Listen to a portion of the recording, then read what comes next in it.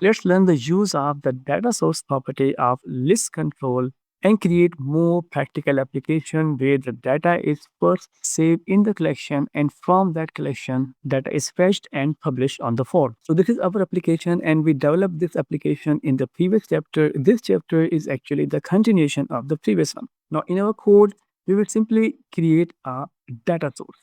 We are going to work with the list control to create a list of the string. The name of the list is name list, and now initialize it like this. So this string list is our data source. We will save all the data in this list, and then from that list, we will display the data back on the form. To connect this list collection to the list box, we will use data source property. Here is the data source property.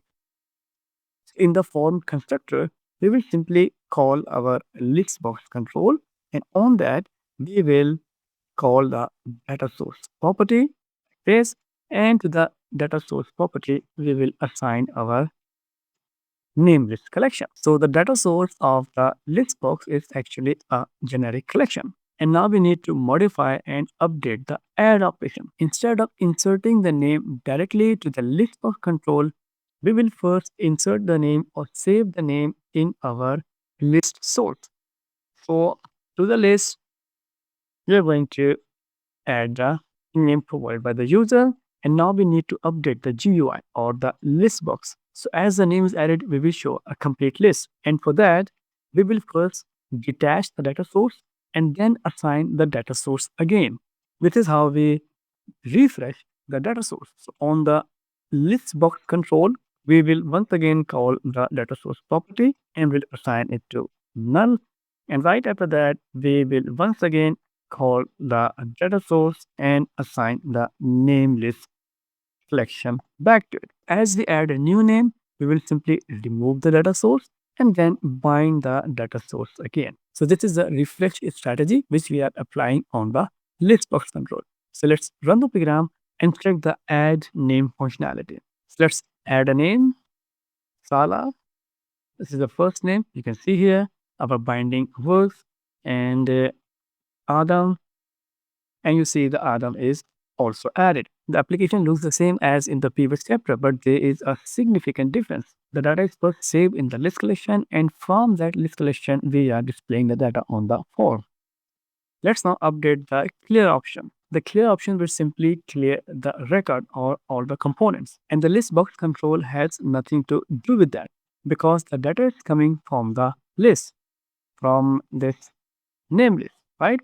So instead of calling the clear method on the list, we will call the clear method simply on the name list. And after that, we will once again refresh our GUI. Now the clear option is also program. Let's run the program and check the output. Add a name, add another name. Now clear. So you can see the list box is totally clear. And not only the list box, our data source, this name list is also cleared.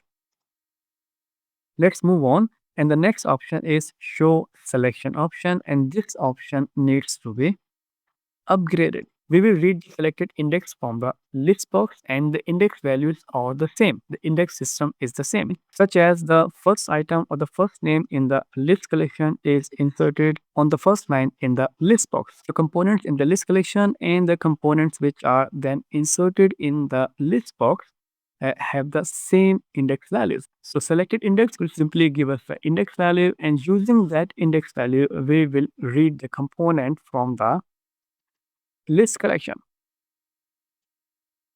Let's say we display the information in a message box.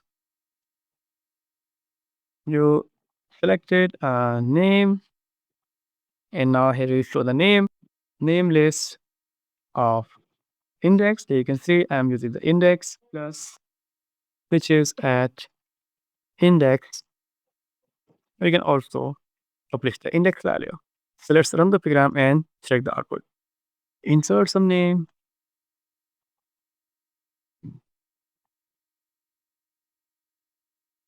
Now select Sala, that is the first name, and the index is 0. Let's click on the show selection button. Here is the message. You select the name Sala, which is at index 0, and Adam, show selection. The name is Adam, which is at index 1, right? And now the selected index change. Here, the data or the name of the component is coming directly from the list box. Index is fine because the index is same, but here we are fetching the name from the list box. So instead of the list box, we can, as we have the index value, we can simply call our name list and provide it the index value.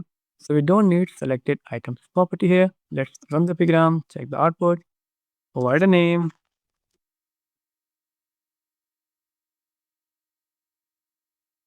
Now select Sala. Here say the index is 0, name is Sala. Peter, and the index is 1. Sarah, index 2, and the name is Sarah, right? And now the last operation, the delete operation. We will simply delete the element from the list and then refresh the list box. Index value is coming from the form.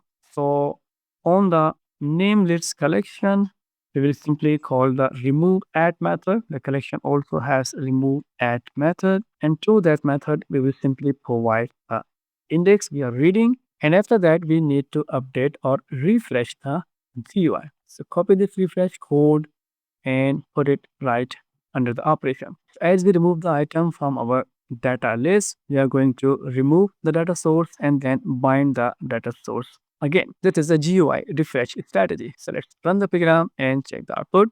Insert a name.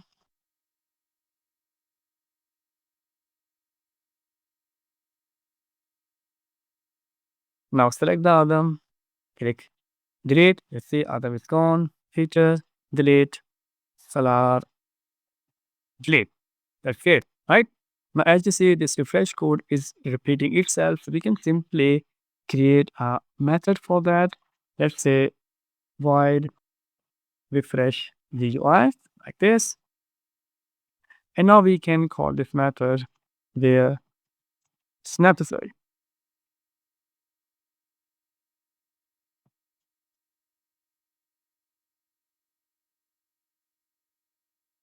Let's run the program and see if it's working or not. Add a name.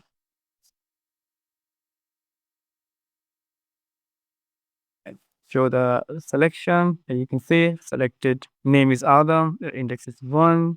And now delete, working, and clear list will simply empty the data source and the list control. That's great. So my friends, that was the list box control. Very interesting control to show enough data on the form. In the next chapter, it's time for put things together. We will develop a very interesting application and try to apply all the concepts we have learned so far.